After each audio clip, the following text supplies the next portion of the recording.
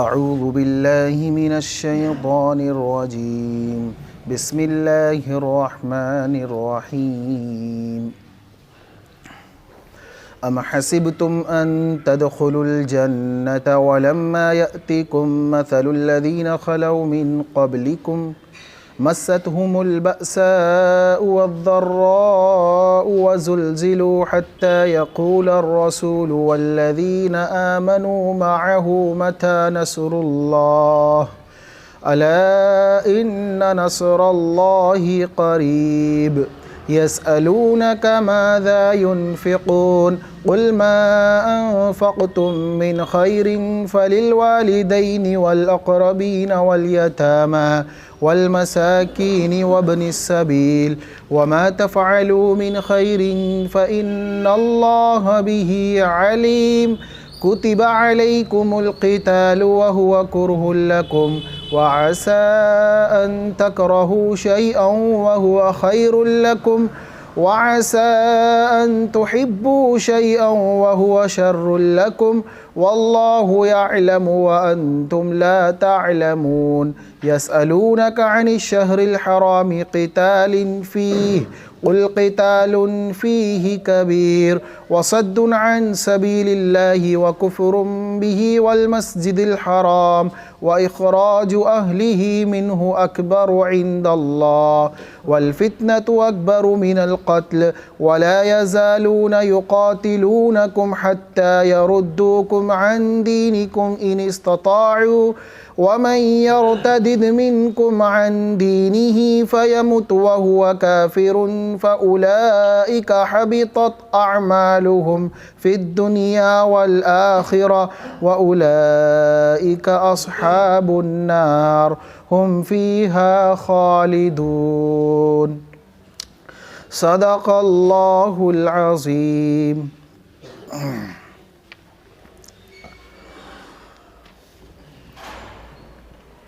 اللہ تعالیٰ نے آج ہمیں اپنی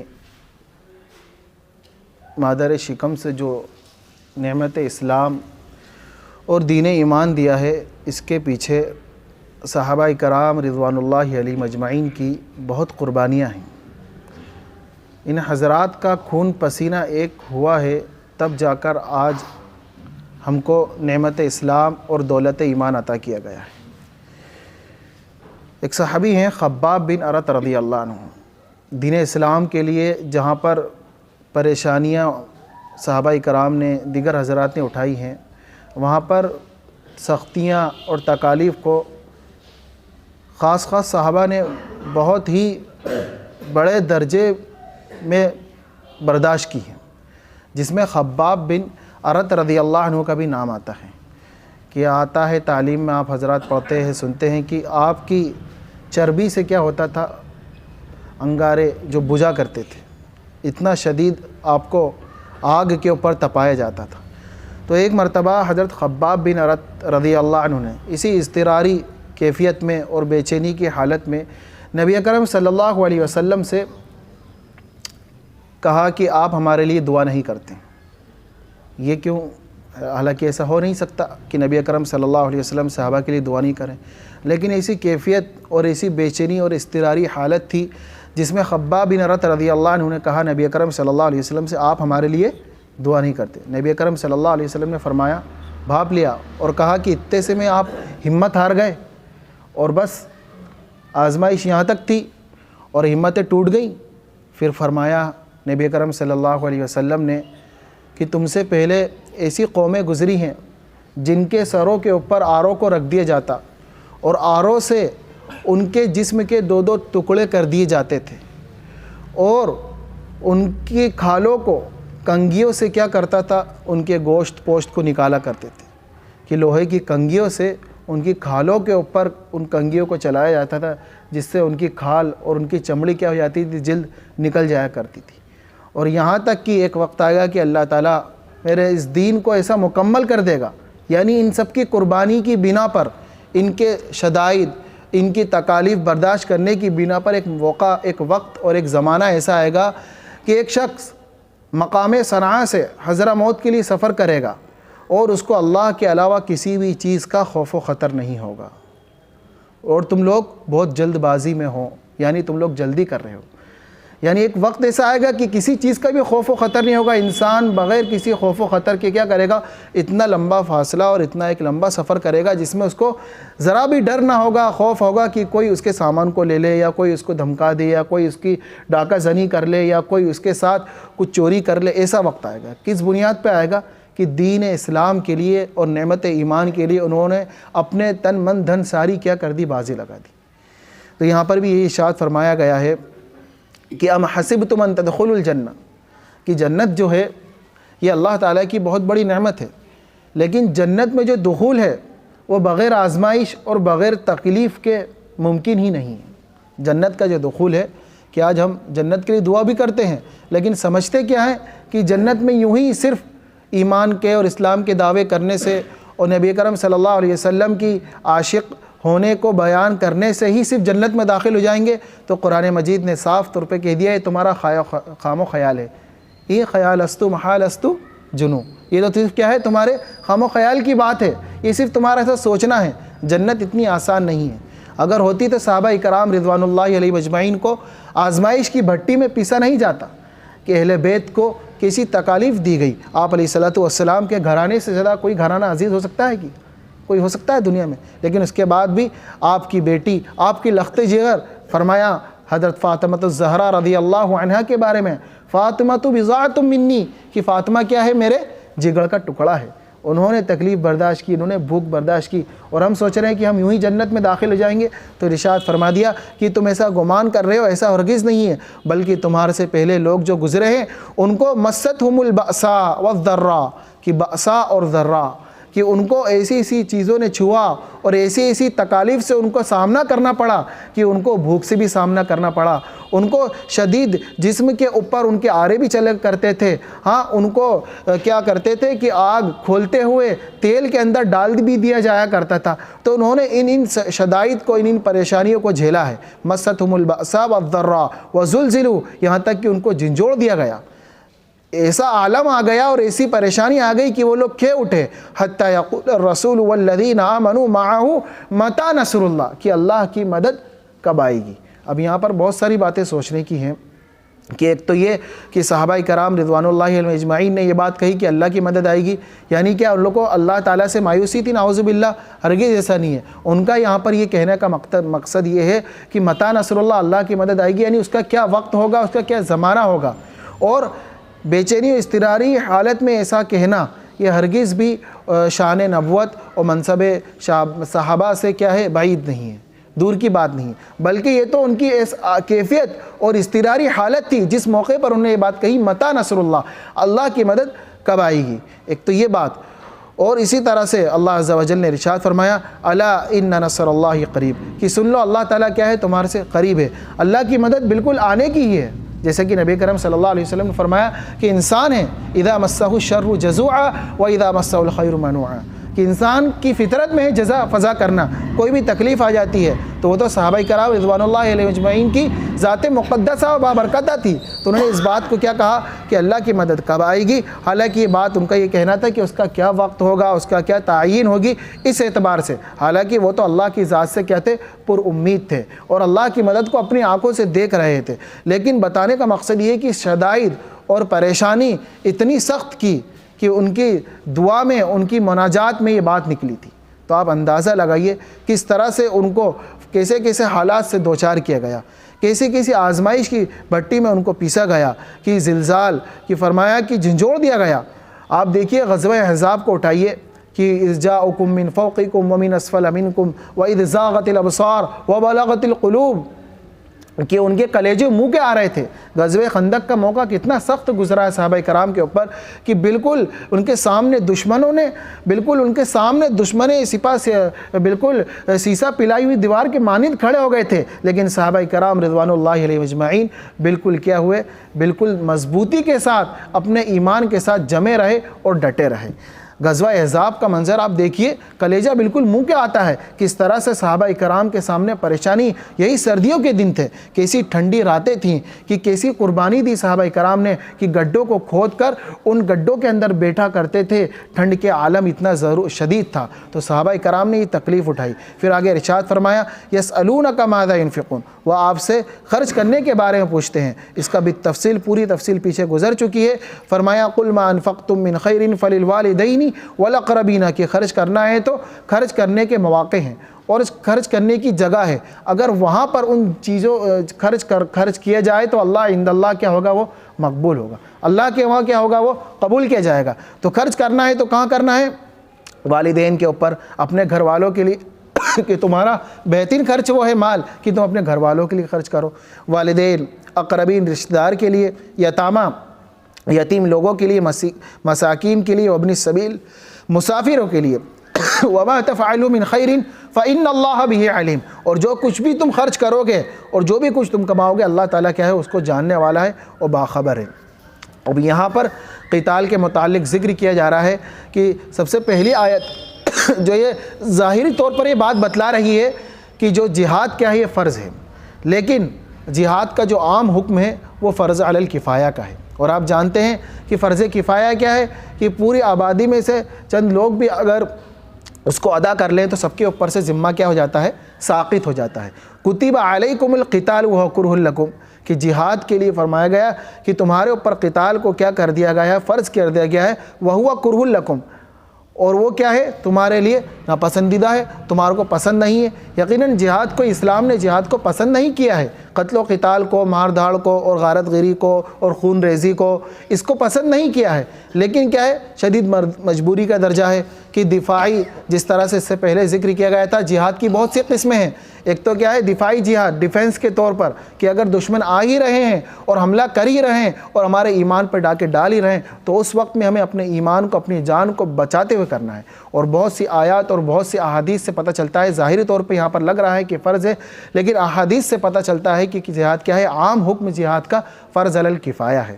کہ دیکھیے، ایک صحابی نے نبی کرم صلی اللہ علیہ وسلم سے سوال کیا کہ میں چاہتا ہوں کہ جہاد میں جاؤں، کہ میں چاہتا ہوں کہ جہاد میں جانے کی آپ مجھے اجازت دیجیے۔ تو نبی اکرم صلی اللہ علیہ وسلم نے فرمایا تمہارے والدین زندہ ہیں؟ انہوں نے کہا بالکل زندہ ہیں۔ تو فرمایا کہ پہلے اپنے والدین کی خدمت کرو، اس میں تم کو کیا ملے گا، جہاد کا ثواب ملے گا۔ اور قرآن مجید کی دوسری آیت میں آپ کو پتہ چلے گا وَلَوْلَا نَفَرَ مِن كُلِّ فِرْقَةٍ مِّنْهُمْ طَائِفَةً لِيَتَفَقَّهُوا فِي الدِّينِ وَلِيُنذِرُوا قَوْمَهُمْ لَعَلَّهُمْ یحذرون، کہ اس میں ارشاد فرمایا گیا ہے کہ یہ نہیں کہ سب کے سب نکل جائیں، بلکہ کچھ لوگ ایسے ہوں جو دین کے دوسرے سکھانے کے کام، تعلیم و تعلم میں لگے رہیں، تو ایک جماعت وہ بھی ہو۔ اس سے بھی پتہ چلتا ہے کہ یہ اگر ضروری ہوتا تو پورے ہی طور پر ایک کہا دیا جاتا کہ تمام کے تمام لوگ نکل جائیں، لیکن کیا کہا گیا کہ ایک جماعت ایسی ہو کہ بعض نکل جائیں، اور ایک جماعت ایسی ہو جو دینی تعلیم کو سکھا رہی ہو۔ تو یہاں سے بھی پتہ چلتا ہے قرآن مجید کی آیت سے کیا ہے کہ جہاد کا حکم فرض علی الکفایہ ہے۔ اور پھر ایک جگہ ارشاد فرمایا انفروا خفافا وثقالا، اور پھر ایک جگہ ارشاد فرمایا گیا، تو وہاں پر جو ارشاد فرمایا گیا ہے جو جہاد کا حکم، وہ ہے ایک ایسا حکم کہ عام اس کے لیے اعلان کر دیا گیا ہو، حکومت اسلامی ہو اور بادشاہ وقت ہو، اور عام طور پر کوئی چارہ کار ہی نہ ہو، اور دشمن بالکل منہ کو آنے لگے ہوں اور جنگ کرنے لگے ہوں، تو اس وقت میں عام اگر بادشاہ وقت اور حکومت اسلامی کے تحت اعلان کر دیا جائے تو اس وقت میں جہاد کیا ہو جاتا ہے، فرض عین ہو جاتا ہے، اور سب کے اوپر کرنا ضروری ہو جاتا ہے۔ لیکن بہت ساری کنڈیشن ایسی ہیں کہ جس کے اندر عام جو حکم ہے خاص طور پر تو کیا ہو جاتا ہے، فرض عین ہو جاتا ہے، لیکن عام حکم کے اندر کیا ہے، فرض کفایہ ہے۔ کہ ایک شخص کے اوپر قرضہ ہے اور وہ جہاد میں جانا چاہتا ہے، تو اس کو کیا حکم دیا گیا ہے، پہلے اپنے قرضے کو ادا کرو اور پھر جہاد میں جاؤ۔ ایک شخص کے والدین زندہ ہیں تو پہلے والدین کی خدمت کرو۔ ایک شخص دینی احکام کے لیے، دینی کام کے لیے رکا ہوا ہے، تو اس کو کیا کہا گیا کہ پہلے تم اپنے اس کام کو بھی انجام دو، اور ایک جماعت جو گئی ہوئی ہے اور جو ایک لشکر گیا ہے وہ اس کے لیے وہ بھی اپنے کام میں لگا ہے۔ تو اس کنڈیشن اور اس رولز کے تحت آپ کو پتہ چلے گا کہ جہاد کا حکم کیا ہے، عام طور پر فرض علی الکفایہ ہے، جو ان آیات سے پتہ چلتا ہے۔ اب دوسری بات یہاں پر ارشاد فرمائی گئی وَهُوَ كُرْهٌ لَكُمْ وَعَسَىٰ أَن تَكْرَهُوا شَيْئًا وَهُوَ خَيْرٌ لَكُمْ وَعَسَىٰ أَن تُحِبُّوا شَيْئًا وَهُوَ شَرٌّ لَكُمْ۔ کہ انسان کیا ہوتا ہے کہ جو بہت سی چیزیں زندگی میں آپ کے اور ہمارے سامنا ہوتا ہے کہ بہت سی چیزیں ایسی ہوتی ہیں کہ جو اللہ کی طرف سے تو حکم دے دیا گیا ہے، لیکن انسان کو بسا اوقات کیا ہو ناپسندیدہ ہوتی ہیں، اس کو پسند نہیں کرتا، لیکن اللہ تعالیٰ نے اس کے اندر کیا خیر ڈال رکھی ہے۔ جہاد کو ہی لے لیجئے کہ جہاد کے انسان بچتا ہے کہ اس کے اندر میری جان چلے جائے گی، مال تلف ہوگا اور مار دھاڑ ہوگی، لیکن آپ اس کو غور کریں تو کیوں اسلام میں اس کو کیا گیا ہے کہ اس سے کیا ہوگا کہ وہ لوگ جو آپ کے اسلام پہ ڈاکے ڈال رہے ہیں، جو آپ کی جان لینے کے اوپر تلے ہیں، تو اس کے ذریعے سے آپ کیا کرو گے؟ اسلام کا دفاع کرو گے، اپنی جان کی حفاظت کرو گے۔ اور اگر ان لوگوں کو آپ نے روکا نہیں جو آپ کی جان کو آ رہے ہیں، تو وہ پوری امت کے اندر کیا کریں گے؟ فتنہ پھیلائیں گے، جس کی وجہ سے نقصان بڑا ہوگا۔ ظاہر میں لگ رہا ہے کہ یہ چیز زکوٰۃ میں ادا کر رہا ہوں، میرا مال جا رہا ہے، لیکن اللہ تعالیٰ نے اس کے اندر کیا مصلحت اور حکمت رکھی ہے۔ ظاہر میں لگ رہا ہے اس چیز کی قربانی ہے، لیکن اللہ نے کیا مصلحت رکھی ہے۔ تو زندگی میں جب بھی کوئی معاملہ ایسا پیش آئے جس میں آپ کو ناپسندیدہ لگے، تو اللہ کے احکام کو سامنے رکھ کر اس کو کر گزریے کہ اللہ نے آپ کے لیے اس میں کیا مصلحت اور حکمت رکھی ہے۔ وہ ہمارے علم کے اندر وہ بات نہیں، لیکن اللہ بخوبی اس کو جانتا ہے۔ تو وہی بات ارشاد فرمائی، وعسیٰ بہت ممکن ہے کہ تم کو کوئی چیز کیا لگے؟ ناپسندیدہ لگے، وہو خیر لکم، لیکن حال یہ کہ تمہارے لیے کیا ہو؟ بہتر ہو، تمہارے لیے کیا اس میں بہتری ہو۔ اور بہت ممکن ہو کہ کوئی چیز تمہارے کو کیا پسندیدہ لگے، اچھی لگے، لیکن تمہارے لیے اس کے اندر شر ہو۔ کسی چیز کو ہم اچھا سمجھ رہے ہوں، لیکن اللہ تعالیٰ نے اس کے اندر شر ڈال رکھا ہے۔ تو خیر اور شر کا ڈالنے والا کون ہے؟ اللہ ہے۔ اس لیے کہتے ہیں کہ مشورے کے اندر جو چیز کے اوپر فیصلہ کر دی جائے تو کیا کرو؟ پھر کیا کریں؟ اللہ کے اوپر بھروسہ کریں۔ فَإِذَا عَزَمْتَ وَشَاوِرْهُمْ فِي الْأَمْرِ فَإِذَا عَزَمْتَ فَتَوَكَّلْ عَلَى اللَّهِ۔ مشورے میں بات ہی ہو گئی، امیر صاحب نے بات طے کر دی ہے، تو اب کیا کرنا ہے؟ اللہ کی ذات کے اوپر بھروسہ کر کے اس کام کو کر گزرنا ہے۔ پھر آگے ارشاد فرمایا، یسألونک عن الشہر الحرام قتال فیہ واللہ یعلم وانتم لا تعلمون، اور اللہ تعالیٰ جانتا ہے تم لوگ جانتے نہیں ہو کہ اس چیز میں اللہ تعالیٰ نے کیا حکمت اور کیا مصلحت رکھی ہے، یہ ہماری عقل سے کیا ہے؟ بالکل بہت بعید ہے۔ آگے ارشاد فرمایا شہر حرام، یعنی اللہ تعالیٰ نے جو 4 مہینے حرمت والے ہیں، یہ 4 مہینے کون کون سے حرمت والے ہیں؟ کہ ذی القعدہ اور ذی الحجہ، اور اسی طرح سے محرم اور رجب، 3 مہینے تو کیا ہے؟ مسلسل ہیں، اور 1 مہینہ کیا ہے؟ رجب کا ہے۔ تو ان مہینوں کے اندر اللہ تعالیٰ نے قتال کو کیا کر رکھا ہے؟ حرام کر رکھا ہے۔ لیکن ہوا کیا ہے کہ اللہ کے نبی علیہ الصلوۃ نے ایک لشکر کو روانہ فرمایا، اور اس لشکر سے صحابہ کرام کی وہ جماعت تھی جس سے غلطی سے کیا ہو گیا؟ ایک قتل ہو گیا، اور حالانکہ وہ سمجھ رہی تھی کہ مہینہ ابھی رجب کا داخل نہیں ہوا ہے اور اس میں قتل کر سکتے ہیں، تو ان سے بغیر چوک ہو گئی سمجھنے میں مہینے کے، اور قتل ہو گیا۔ تو یہاں پر سوال کیا جا رہا ہے، پھر ایک جماعت آئی جو مشرکین کی نبی اکرم صلی اللہ علیہ وسلم کے پاس کہ آپ کے وہاں اسلام میں کیا ہے؟ جو اشہر حرم ہیں جس کے اندر قتال کو کیا کرا؟ حرام کیا گیا ہے، اور ان سے تو قتل ہو گیا ہے۔ تو پھر یہاں پر جواب دیا گیا، یہ لوگ آپ سے شہر حرام کے بارے میں پوچھتے ہیں کہ اس میں قتال کرنے کے بارے میں پوچھتے ہیں کہ صحابہ کرام نے کیا اس کے اندر قتل کر دیا، اور اس کے اندر قتل کرنا تو حرام ہے۔ تو آپ ان کو کہیے قل قتال فیہ کبیر، کہ قتال تو کیا ہے؟ بڑی چیز ہے، لیکن دیکھیے یہ اصل میں اپنی چیز کو چھپا رہے تھے۔ یہاں پر جو ایک جواب کیا دیا گیا ہے؟ الزامی جواب، ایک تحقیقی جواب ہوتا ہے اور ایک الزامی جواب۔ یہاں پر یہ کیا گیا کہ تم نے جو ظلم کیا ہے صحابہ کرام کے اوپر، مسلمانوں کے اوپر، ایمان والوں کے اوپر، تم اس کو نظر انداز کر رہے ہو، اور جو ان سے ہلکی سی غلطی ہو گئی ہے تم اس کو اچھال رہے ہو۔ حالانکہ تم یہ دیکھیے تم نے کتنے بڑے بڑے ظلم کیے ہیں، اور جو انہوں نے یہ کرا ہے رجب کے مہینے کے اندر قتل، یہ تو ان سے غلطی سے چوک ہو گئی ہے، ان کو اس بات کا علم نہیں تھا، اس وجہ سے ان سے قتل ہوا ہے۔ تو کہا گیا ہے تم نے جو کیا ہے وہ کیا کام کیا ہے؟ وَصَدٌّ عَن سَبِيلِ اللَّهِ، کہ تم تو کیا کرتے ہو؟ اللہ کے راستے سے روکتے ہو۔ کیا ہے نا کہ الفتنۃ اشد من القتل، کہ جو قتل جو ظاہر میں کیا جا رہا ہے اس سے خطرناک چیز فتنہ ہے، اور فتنہ کسے کہا گیا ہے؟ کہ اللہ کے دین سے بچلانا، اللہ کے دین سے دور کرنا، اللہ کے دین سے روکنا۔ کہ کفار نے، مشرکین نے کیا کرا تھا؟ صحابہ کرام حج بیت اللہ کے لیے جا رہے تھے تو کعبۃ اللہ میں طواف کرنے سے کیا کر دیا؟ روک دیا۔ وَصَدٌّ عَن سَبِيلِ اللَّهِ وَكُفْرٌ بِهِ وَالْمَسْجِدِ الْحَرَامِ، اور اللہ تعالیٰ کا انکار کر رہے ہیں اور مسجد حرام سے روک رہے ہیں۔ تو تم نے 5 6 اتنے بڑے بڑے کام کیے، تم کو یہ نظر انداز کر رہے ہو، اور یہ تم کو نظر نہیں آ رہے ہیں، اور صحابہ کرام سے جہاں چوک ہو گئی ہے تم اس کو اچھال رہے ہو۔ تو کہتے ہیں نا کہ اپنی آنکھ کا تنکا بھی نظر نہیں آتا، اور دوسروں کی آنکھوں کا شہتیر بھی کیا کر لیتے ہیں؟ دیکھ لیتے ہیں۔ کہ نظر نہیں آ رہی چھوٹی سی چیز جو تمہارے کو بڑی، اپنی آنکھ کا شہتیر بھی نظر نہیں آتا ہے، اور دوسروں کی کا ہر چیز چھوٹی سی چیز نظر آتی ہے، تو صحابہ کرام سے چوک ہو گئی وہ تم کو نظر آ رہی ہے، اور جو تم نے غلطی کری تھی مسجد حرام سے صحابہ کرام کو روکا تھا اور ہجرت کے لیے مجبور کیا تھا، اور اس سے بڑے بڑے کام کیے تھے کہ لوگوں کو دین سے دور کیا تھا، والفتنة اکبر من القتل ولا يزالون يقاتلونكم حتى يردوكم، تم نے جو بڑے بڑے کام کیے تھے تم اس کا تو اندازہ لگائیے کہ برابر تم لڑائی کر رہے ہو، لڑائی کے لیے ابھار رہے ہو، صحابہ کرام کو قتل کر رہے ہو، ان کو دین سے دور کر رہے ہو، اور اتنا بڑا تم نے جو کام کیا ہے حتی یردوکم عن دینکم ان استطاعوا ومن یرتد منکم عن دینہ، کہ تم کیا کر رہے ہو، لوگوں کو دین سے مرتد کر رہے ہو، ان کو دین سے دور کر رہے ہو، ان کو اسلام پر عمل کرنے نہیں دے رہے ہو، ان کو کیا کر رہے ہو، نماز سے دور کر رہے ہو۔ پھر آگے ارشاد فرمایا کہ جو لوگ ومن یرتد منکم، تم میں سے اگر جو لوگ مرتد ہو جائیں، کہ ارتداد یہ بہت خطرناک چیز ہے، کہ ارتداد کی سزا کیا ہے، قتل ہے، کہ ایک کافر ہے، اسلام نے اس سے اتنا نفرت کرنے کا اور اس کو قتل کرنے کا حکم نہیں دیا ہے کہ بہت ممکن ہے کہ وہ ایک نہ ایک دن روشنی کو حاصل کر لے اور دین اسلام میں داخل ہو جائے، لیکن ایک شخص جو اسلام والا تھا، ایمان والا تھا، کلمے کا اجالا اس کے سینے میں جل رہا تھا، اس کے بعد بھی وہ کلمے کو چھوڑ کے کفر میں چلی جائے، یہ بڑی خطرناک چیز ہے۔ آپ بھی سوچئے، کوئی آپ کو اجالے میں لا رہا ہو، کوئی آپ کو روشنی میں لا رہا ہو، اس کے بعد بھی آپ تاریکی میں جا رہے ہو، اس کے بعد بھی آپ ڈوب رہے ہیں، تو یہ زیادہ خطرناک چیز ہے نا۔ تو اسی وجہ سے کہا کہ جو مرتد ہے اس کی سزا کیا ہے، قتل ہے، اور اگر عورت ہے تو اس کو کیا کیا جائے گا، عورت اگر مرتد ہو گئی، اسلام کو اس نے چھوڑ دیا، تو اس کو کیا کیا جائے گا، قید کرا جائے گا۔ تو فرمایا وَمَن يَرْتَدِدْ مِنْكُمْ عَنْ دِينِهِ فَيَمُتْ وَهُوَ كَافِرٌ فَأُولَٰئِكَ حَبِطَتْ أَعْمَالُهُمْ، تم میں سے اگر کوئی اپنے دین سے کیا ہو جائے، پھر جائے، مرتد ہو جائے، اور اسی حال میں اس کی موت ہو جائے، تو کیا ہو جائے گا، وہ کافر ہو جائے گا۔ فَأُولَٰئِكَ حَبِطَتْ أَعْمَالُهُمْ، یہی لوگ ہیں جنہوں نے اپنے اعمالوں کو کیا کر لیا، برباد کر لیا ہے، دنیا میں بھی اور آخرت میں بھی، اور یہی لوگ جہنمی ہیں اور اس میں کیا رہیں گے، ہمیشہ ہمیشہ رہیں گے۔ اب اعمالوں کو برباد کرنے کا کیا مطلب ہے، اگر کوئی اللہ نہ کرے دین سے بیزار ہو جائے اور اسلام کو چھوڑ دے، تو کیا ہو جائے گا، اس کی بیوی اس کے نکاح سے نکل جائے گی، ہے نا، کیا ہو جائے گا، اس کو میراث میں سے حصہ نہیں دیا جائے گا، کیا ہو جائے گا، اگر وہ مرتد ہو گیا تو اس کو مسلمانوں کے قبرستان میں داخل نہیں کیا جائے گا، اس کو دفنایا نہیں جائے گا۔ تو یہ سارے احکام جو دنیاوی اعتبار سے کہا گیا کہ اس نے اپنے اعمالوں کو برباد کر لیا ہے، پھر دنیا میں سارے احکام اس کے اوپر یہ جاری ہو جائیں گے، اس کو قبرستان میں جگہ نہیں دی جائے گی، اس کی بیوی سے اس کا نکاح فسخ ہو جائے گا، اور اسی طرح سے اس کو میراث میں حصہ نہیں دیا جائے گا۔ تو یہ سارے اعمال اس نے کیا کر لیے، اپنے اوپر برباد کر لیے، اور آخرت میں تو کیا خسارہ ہے ہی کہ ہمیشہ ہمیشہ کی جہنم میں جانا پڑے گا۔ اللہ ہم سب کی ارتداد سے حفاظت فرمائے، ہمیشہ مرتے دم تک اپنے اسلام پر، کلمے پر قائم رہنے کی توفیق نصیب فرمائے۔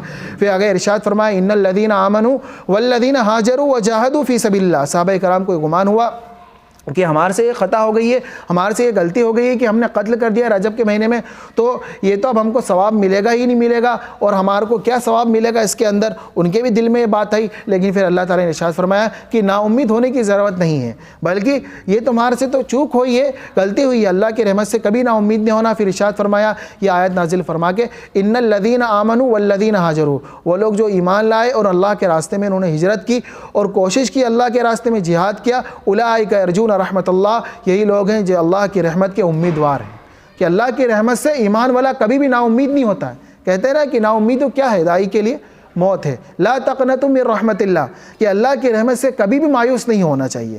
پھر فرمایا واللہ غفور الرحیم، اللہ تعالیٰ کیا ہے، مغفرت کرنے والا اور بڑا مہربان ہے۔ تو ان تمام باتوں سے ہمیں یہی پتہ چلتا ہے کہ ہم کیسی بھی پریشانی ہوں، کیسے بھی حالات ہوں، آزمائش کی کہنا کہ ایمان والا کون ہے، ایمان والا تو وہ ہے کہ تلاطم خیز موجوں سے گھبرائے نہیں کرتے، ہاں، جن کے ارادے بلند ہو اور نظر خدا پر ہو، وہ تلاطم خیز موجوں سے گھبرائے نہیں کرتے۔ یہ جو آزمائش ہم کو آ رہی ہے، اس سے پہلے صحابہ کرام کو اور انبیاء کرام علیہ السلام کو کیسی آزمائش آئی، اشد البلاء الانبیاء الامثل فالامثل، کہ سب سے زیادہ جو آزمائش آئی کس کو آئی، انبیاء کو آئی، پھر اس کے بعد میں جو ان سے متصل لوگ تھے ان کو آئی۔ تو اسی طرح سے جو امت محمدیہ ہے، اس کو بھی آزمائش کی بھٹی میں پیسا جائے گا، لیکن اس وقت میں ہمیں اپنے ایمان کے اوپر استقامت سے جمنا ہے، اور اس کے لیے یہی ہے کہ اللہ تعالیٰ سے دعا کرتے رہنا ہے۔ جو بھی پریشانی آئے اس کے اوپر صحابہ کی، اس لیے تو فرمایا کہ جب تم کو اپنی پریشانی سامنے آئے تو تم میری تکلیف کو، پریشانی کو کیا کرنا، یاد کرنا، تو تم کو کیا لگے گی، اپنی تکلیف اور اپنی پریشانی ہلکی لگے گی۔